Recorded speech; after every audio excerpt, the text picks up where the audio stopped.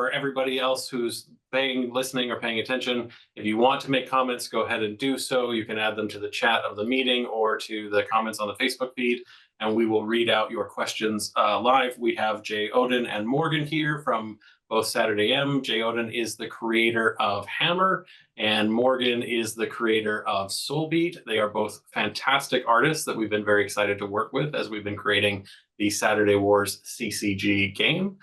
So let's start out. Maybe Morgan, we can start with you. You can introduce yourself, tell us a little bit about Soulbeat, and same thing right after Morgan's done. Jay, go ahead and give us a little bit of an overview, rundown on Hammer. Sure. I'm Morgan Walker from Indiana. I'm the creator of Soulbeat, which is about a black boxer named Dante Alphonse. Trying to save his friend, he ends up getting into a feud with the devil, and it starts this long-going series about him trying to discover the secrets to defeating this sort of primordial, immortal enemy as well. It was really cool. The way we describe it is Shaft meets Indiana Jones. So there's a lot of 70s blaxploitation aesthetics or motifs with this obviously globe-trotting adventure. This sort of sets the stage for the story. And my name is Jeyodin. I am the creator of Hammer, which is about this little kid who can turn his hands into hammers. He gets sucked into his father's journal, and now he's on this epic quest to find his parents, battling all the dangers around him, turning any part of his body into a hammer. It's kind of like Bone meets I don't know, One Piece. It's very adventurous, very fun, very kid friendly, and I love it. It's a really cool story to work on. Okay, awesome. Thank you very much. We are. I'm just testing something else really quickly.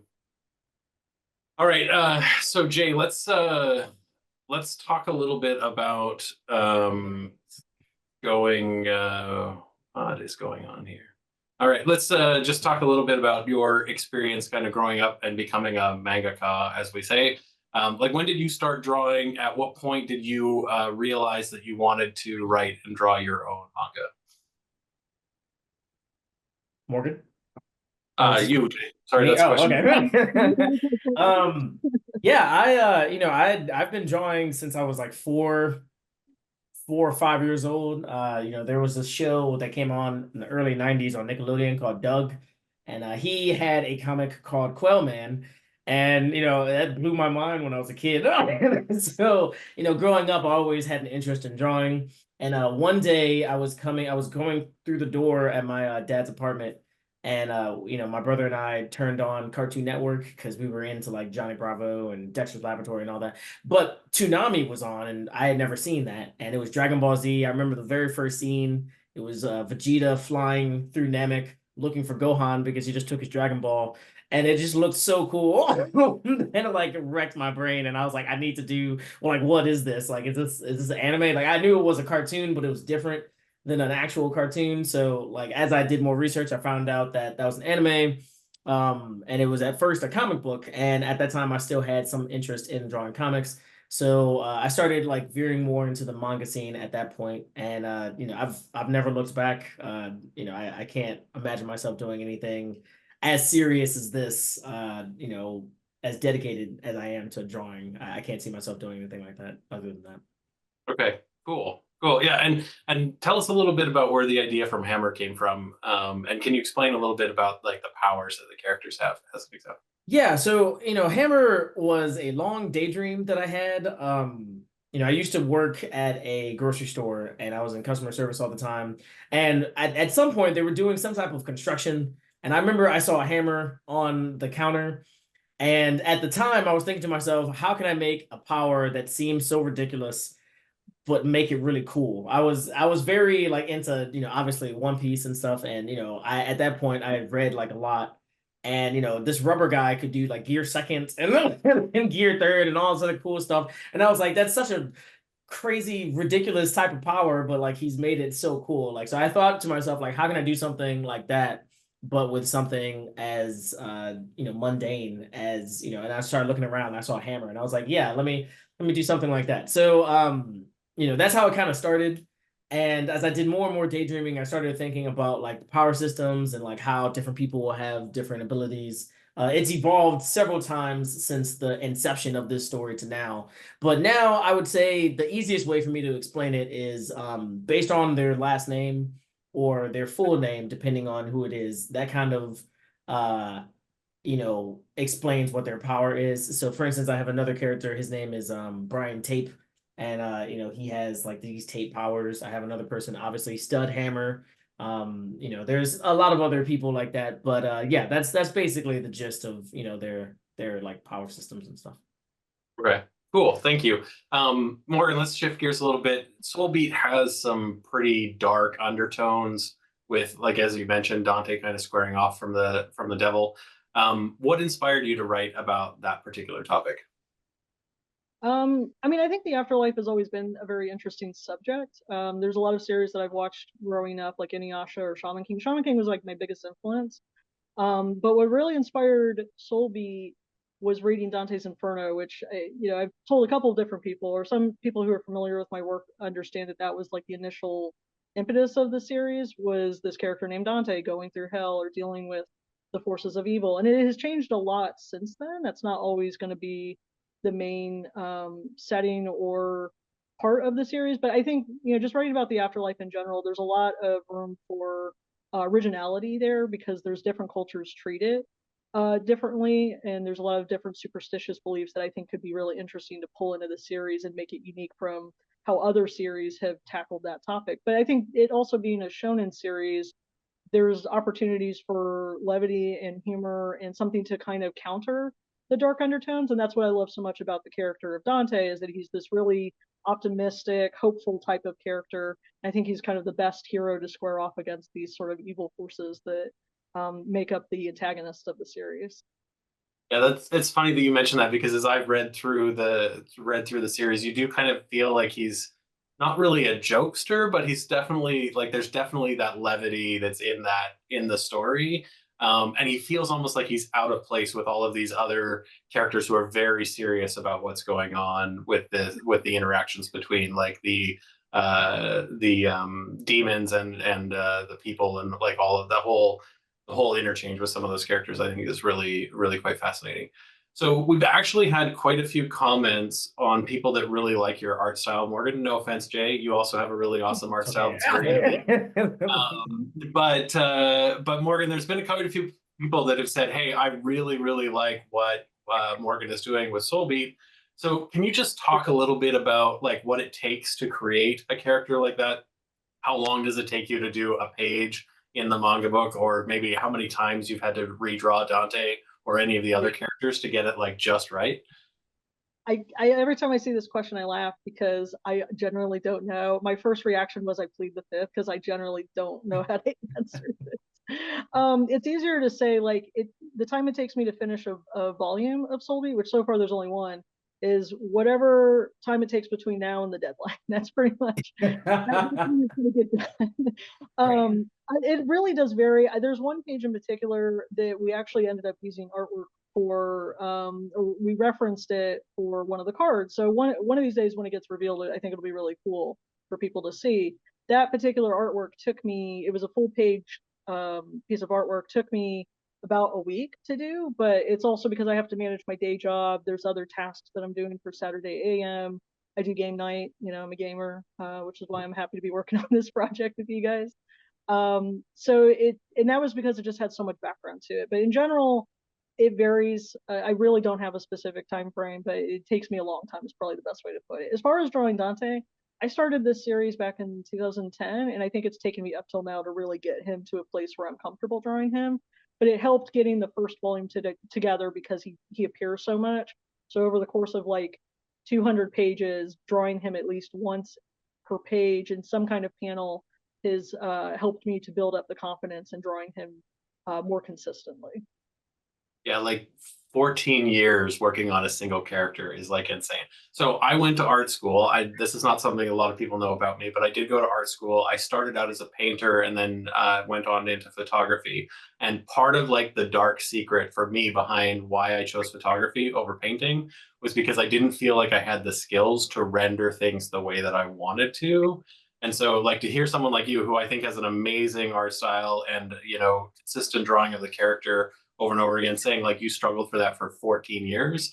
Like there's a reason now why I'm not doing that, because there's no way I have the perseverance to do that, over and over and over again. But like you can read and see Dante and say like, hey, this is Dante, and you look at him from any angle, from any like image, and it always comes across very consistent. And I think that's something in both cases for both of you that's really cool.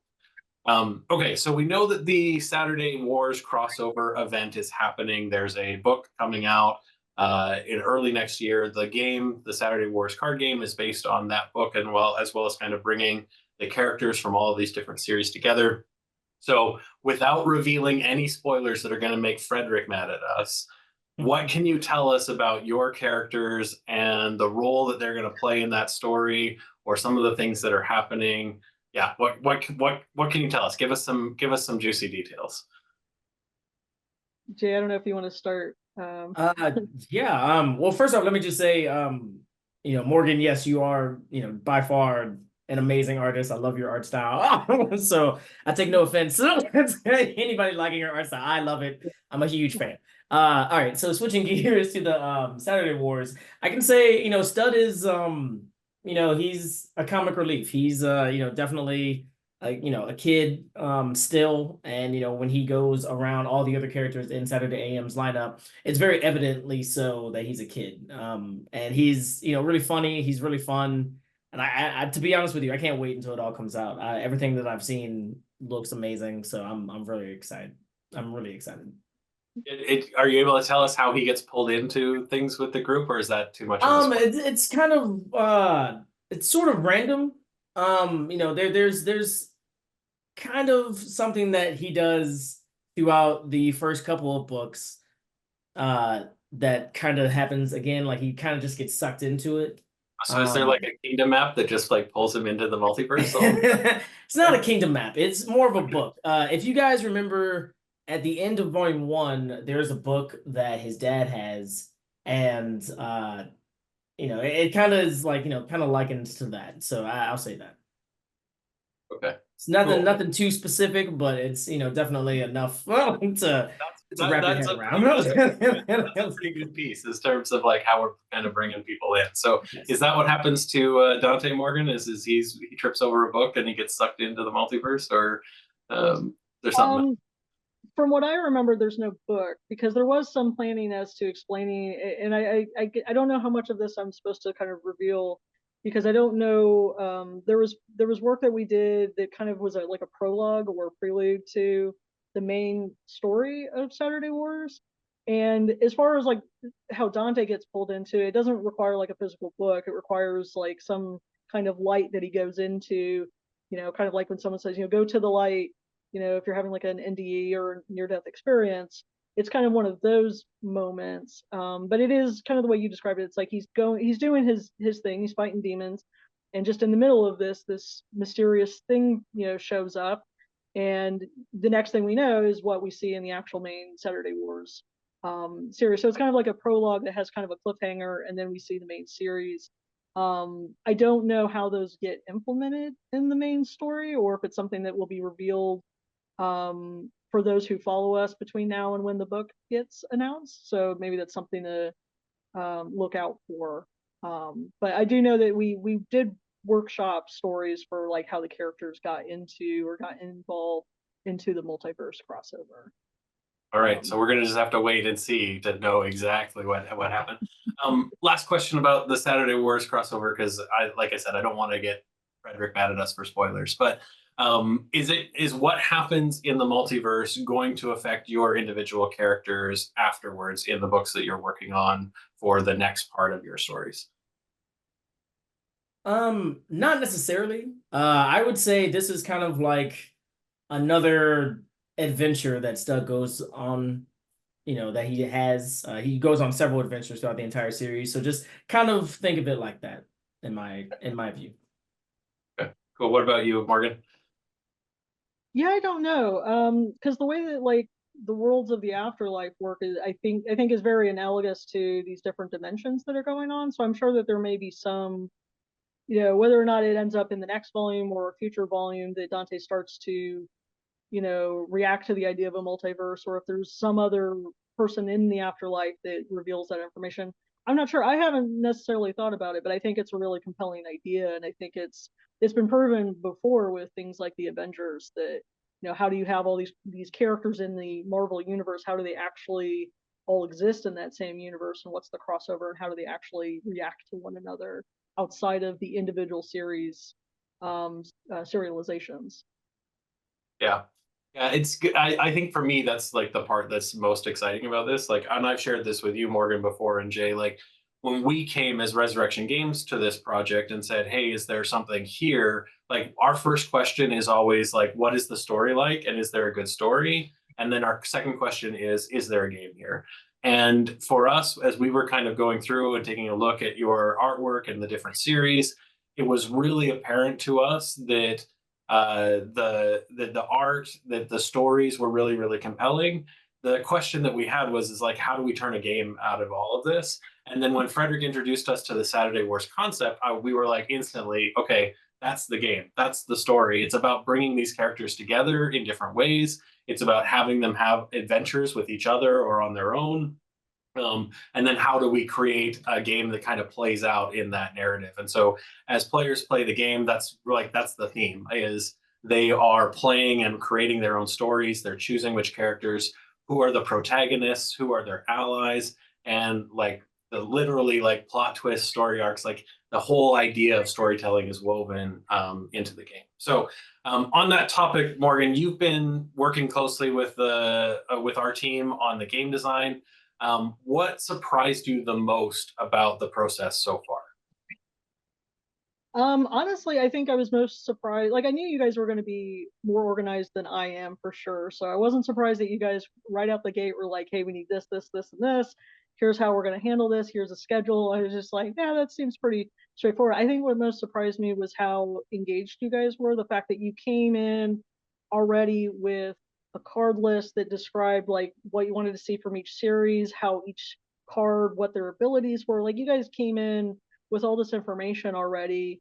And at the same time, that showed, and I think through our conversation, it showed, like what you said, that you were really excited about our series, that you guys really took it on, not so much as a chore, but so much as like you guys really loved coming up with this game. And that really made us, I speak for everybody. I think for me personally, it just really impressed me, but also made me feel really good that our stories resonated with you guys that way, and it made this process so much easier because we could have fun talking about how these things work, and that it was a dialogue between us about how we think these cards could be developed. I wish I could take credit for that, but Brad is our lead game designer, and he ultimately, like, we were talking, him and I, just the other day about how playable the game is and the card abilities and all the rest of it. And he's like, yeah, you don't understand or appreciate how much work went into getting all of that up before we even involved some of the members of the team. So and it was like literally out of the gate before we had even inked the deal with Frederick. He was already like the wheels were already turning with him. And so yeah, it's been pretty good. So Jay, you've been kind of, I don't want to say on the sidelines for the game design, but I know that you've seen some stuff on the sidelines.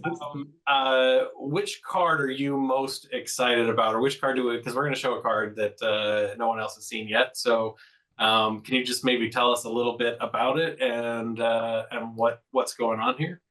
Yeah, so there are several different cards that I'm really excited for everybody to see. But one of them, out of all the ones that I worked on, is kind of like a panel from the ending of the second arc in the Jungle Kingdom when they found like all of these kingdom maps. And it was just really cool to, see that in card form.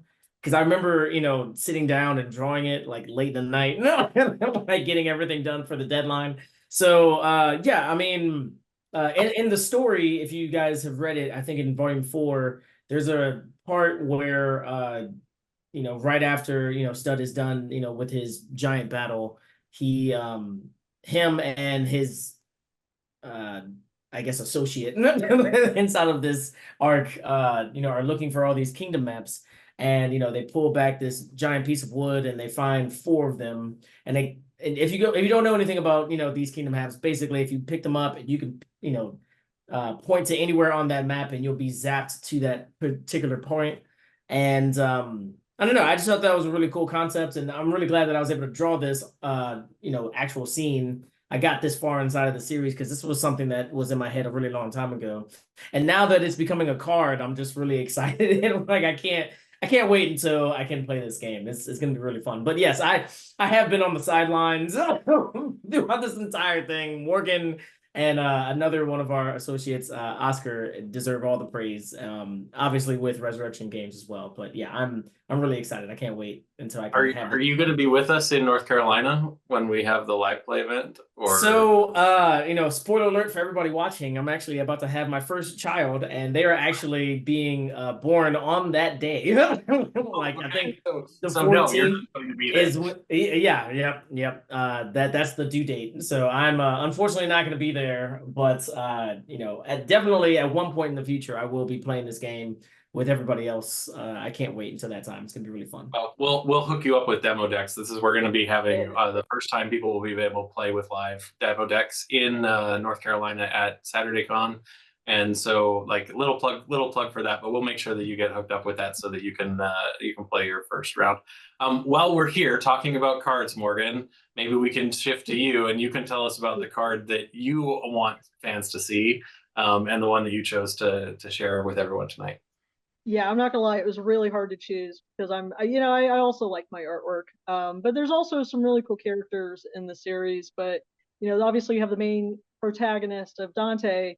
What's a good story without its main antagonist, which is Lupo, who is essentially just the devil. He is the it's odd to reveal sort of the main villain of the series up front, but I really wanted to make people understand that there's this relationship that's driving why these two are at each other's throats now.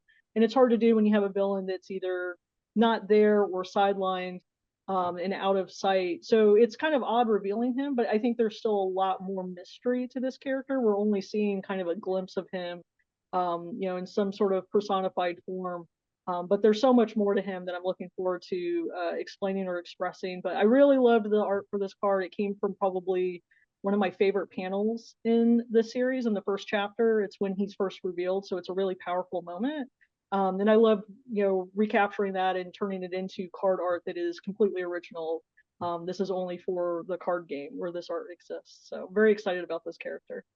Yeah, we love Lupo. I want to ask you a question about him because it's something that's kind of alluded to in the books, and maybe it's not. Is this physical form that we're seeing him in, is this his actual physical form that he is all the time, or is this just what he's choosing to show people most of the time? Or because I kind of get the feeling like he jumps in and out of different bodies from time to time. Is that true, or is that too much of a too deep of a question? There is an explanation. It hasn't been brought up yet. It will probably be in the next volume or the one following it, so either 2 or 3. But the general premise is that his form that he appears on Earth is more of just a projection. And it's something that, like you said, he's kind of choosing this form. This is how he, personifies himself. But there's clearly a form that nobody has seen or exists outside of that. And that's part of the challenge that Dante has to fight, is that this isn't really the devil. It's just a projection or a representation of the devil that he actually has to figure out how to defeat for the series. So that's one of those challenges. But like with most kind of spiritual characters, there's ideas of possession in the series. And so that's where, when he first shows up, he is sort of possessed or created a proxy with which he can use his own spiritual energy to enact revenge, or to kill this kill this person that happens to be Dante's best friend. And that's what kicks off this whole feud for the series. Yeah, I'm really glad that you chose this card because it has one of the most interesting abilities for me. So if you read the ability, it says purge, return this character to the active row for free. So basically what happens is if you purge this card for any reason, so he could be live in the active row and he could be killed off in a challenge, that's purging a card. So then he immediately comes back to life after that. Or if you're going through your deck and you're paying for a card to be played, that's also purging cards. If he comes up, it triggers that purge ability. He comes into the game immediately for free. So like he's like this really kind of cool guy that you just can't kill. And so if your opponent is playing him, you may want to try and get rid of him, but there's almost no point in doing that because it's there and he is this really strong 4 progress value. So he adds a lot to the progress of the thing. This is going to be a card I think that sees a lot of play, at least initially, when we go on with the game. So all righty. We've got a couple of minutes left, so I'm going to finish off with one question for each of you. The first question, actually, I'm going to ask the same question to both of you. Like, tell us a little bit about how you came to Saturday AM and like what inspires you to keep working with them as creators. So Jay, let's have you go first, and then we'll have Morgan, you wrap up. Yeah. So I have been drawing for a very long time, and you know, a long time ago, around the early 2000s, I was on DeviantArt, and White Manga, the creator of Apple Black, he you know, was also on DeviantArt, and we became, you know, sort of friends. You know, I would comment on some of his stuff, he would comment on some of my stuff, but we weren't really like talking all the time. But anyway, 10 years later, I was still drawing, he was still drawing, and he reached out to me and said, hey, you know, I really like your stuff. Would you like to, you know, maybe talk to us about, you know, getting published inside of our magazine? And, you know, I thought it would, you know, be pretty cool. You know, it seems like, you know, a Shonen Jump type thing. And, you know, I was very into Shonen Jump. I'm still into Shonen Jump. So I thought it was a really good opportunity. And, you know, 7 years later, here I am still drawing my series. You know, it got me really excited to, you know, get this character out there and, you know, have him, you know, grow and flourish, and, you know, have other people like from around the world know who this is. So that's how it all started. The reason why I'm still with Saturday AM is because I really like the company. Everybody that's in the company is really cool. You know, obviously I really want to finish my story, and I don't want to just kind of like leave it. So that's another thing that keeps me motivated to go. So yeah, I mean, overall, I very much so enjoy Saturday AM. I think it's a great company, and I just can't wait until everybody, you know, finds out about us, I guess. But I'm very excited about this for sure. People know who you are, trust me. Yeah, well, yeah. We came across you, like we didn't know anything about you until we kind of got introduced, and then it was like, oh, there's this whole world of artists and creators and what you're doing. And I said this when we launched the game at Anime NYC, what Saturday AM is doing to help support creators and to give them opportunities to get things published is massively important. And that's also part of the reason why in this game, we have a certain portion of each of the sets are going to be to feature new creators. And so like being able to submit artwork, get it critiqued by some of you and some of the people, like the viewers and some of the fans and that kind of thing, and then potentially even get it published. Like, I think that's a really big deal for artists, especially new artists, and anything we can do to kind of support that, that's going to be a big thing. So Morgan, maybe you can tell your story, and this will be kind of our last bit before we sign off. Yeah, so I had just finished grad school. I was finally feeling free to start posting stuff on Instagram, posting my artwork and stories. Because I guess I didn't mention in that 14 years that I've been drawing Dante, there was about 6 years that I really didn't work on comics. So that obviously delayed me a bit. But when I started working again and started you know, trying to develop the story, I started posting to social media, and I caught the attention of, initially it was Raymond Brown, and over a slow period started talking with them. We did an Instagram interviews. We used to do that before with artists that, you know, they said, hey, your artwork's really cool. Do you want to answer some questions? Tell us about your series. So it was featured in the magazine. And then a couple months later, that kind of, like after that experience, it led to the conversation of, well, you know, do you want to publish Soul Beat? Because Frederick thought that there was something there in terms of the potential of the story. So that was in 2017. That was about almost a year before Jay joined. So we're kind of fellow alums almost of joining Saturday AM at the same time. But I've really loved working with the company. Like you guys said, there's great opportunities. And I apologize, my cat decided to make an appearance.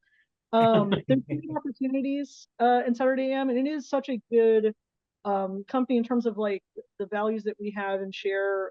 It feels very family oriented, and you know, it feels like one big family. And we really grow from one another. And I think Solby, even though it started in 2017 in the magazine, it took until 2023. There was many revisions made, but it was through help with Frederick and Austin Harvey, who's one of our editors. They really embraced the story and wanted to help me make it better. And that's another reason why I love working with them, is that Solby is the best version it is right now because of the people that I work with at Saturday AM, and I'm so happy with where it's at that I'm looking forward to showing people the next couple volumes coming out. That's really cool. Like that's like the story of, for both of you, like artists that maybe didn't know where to get started, and then you came in, you posted some things that led to conversations. Now you're published. Now your card's going to be featured in a card game, like, and all of the other things that have happened as a result. And I think something that you said that I think is really important, Morgan, is getting that feedback, getting an editor working with you to create the story and have it be the best that it can be. I think is, yeah, that's worth its weight in gold in terms of everything that you guys do. So thank you for letting us be a part of that, and thanks for all the fans that are going to be a part of this. So for those of you who are watching, we have another Meet the Creators event happening next week on Wednesday. It's going to be posted on Facebook probably either this evening or tomorrow. And we're going to have White Manga here, as well as Raymond Brown, who Morgan just gave a shout out to. So creator of Bully Eater and the creator of Apple Black. So you'll get to hear similar stories from them a little bit. There'll be some special card reveals and other things. And so we will see you all next week. So with that, I'm going to call it stops, and everybody have a great evening. Thanks, guys. Deuces.